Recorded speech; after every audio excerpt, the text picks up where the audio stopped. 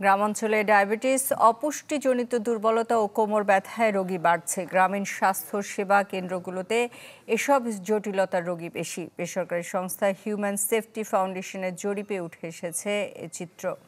জিনিয়া কবির সূচনার রিপোর্ট, ক্যামেরায় ছিলেন হিমু শিকদার। আবহমান বাংলার নির্মল নদী তীর, যেখানে কান পাতলে মোটর গাড়ির হর্নের বদলে শোনা যায় পাখির কলতান। জনপদের মানুষেরও নেই তেমন তাড়াহুড়ো। কিন্তু আরও যেটি নেই মানিকগঞ্জের হরিরামপুরের ভগবানচরে, সেটি হলো স্বাস্থ্যসেবা।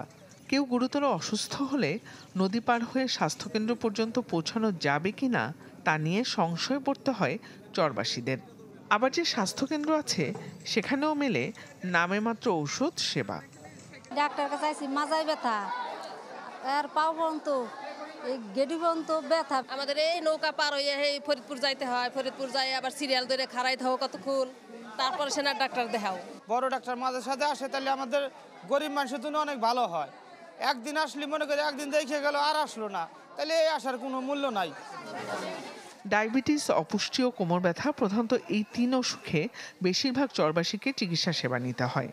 বেসরকারি সংস্থা হিউম্যান সেফটি ফাউন্ডেশন HSF এর সাম্প্রতিক জরিপও বলছে এ কথা। 5 জেলায় HSF এর মাধ্যমে চিকিৎসা নেয়া 1,68,000-এরও বেশি রোগীর তথ্য বিশ্লেষণে দেখা যাচ্ছে গ্রাম অঞ্চলের 59% মানুষ ডায়াবেটিস, শারীরিক দুর্বলতা ও কোমর ব্যথায় ভোগেন। সানশাইন আটা ময়দা সুজি, ভালোবাসায় তৈরি।